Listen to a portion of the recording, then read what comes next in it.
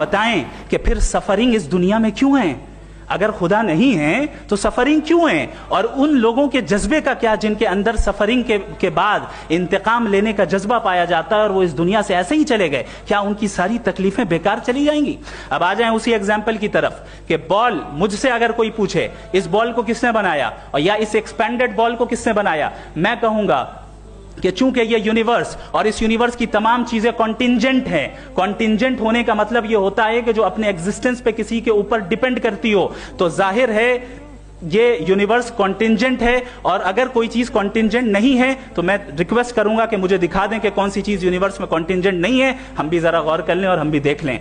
और जब कॉन्टिंजेंट चीजें मौजूद हैं तो फिलोसोफर्स की इस्तिलाह के मुताबिक, हम उस टर्मिनोलॉजी के मुताबिक हम उस जगह तक पहुंचते हैं और उस हस्ती तक पहुंचते हैं जिसे नेसेसरी बीइंग कहा जाता है, कि ये वो नेसेसरी बीइंग है जिसका मौजूद ना होना नामुमकिन हो। क्योंकि अगर ये मौजूद ना हो तो सारी चीजें एग्जिस्टेंस में आएंगी ही नहीं, और ये सारी कॉन्टिंजेंट चीजें उसी के ऊपर डिपेंड करती हैं। अब अगर आप ये सवाल करते हैं कि फिर उस हस्ती को किसने बनाया, वीडियो देखा, इसमें जो मुफ्ती साहब ने बोला है कि कोई भी ऐसी चीज़ है जो इस यूनिवर्स में एग्जिस्ट करती है वो किसी पे डिपेंड करती है। अगर कोई भी चीज़ है वो डिपेंड करती है और कोई ऐसी चीज़ बता दे जो चीज़ ऐसी है जो डिपेंड नहीं करती है, तो इनको ये जानना ज़रूरी होगा कि कौन सी ऐसी चीज़ है जो डिपेंड नहीं करती है। डिपेंड ये नहीं करती है कि अगर आप इस यूनिवर्स की एक मिट्टी को भी उठाएंगे उसको भी आप गायब नहीं कर सकते,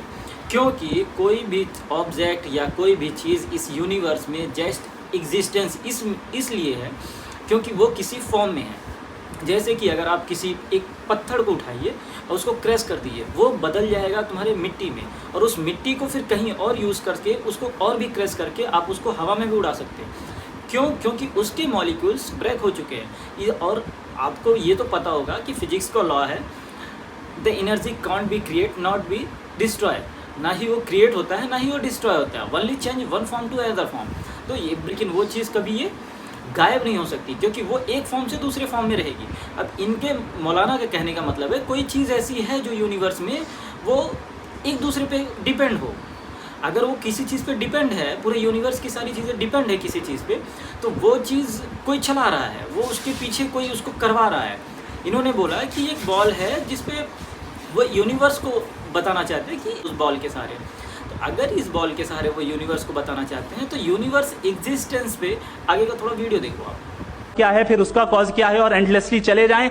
इसे हम कहते हैं इन्फिनिट रिग्रेस ऑफ कॉजेस, जो कि लॉजिकल फैलेसी है।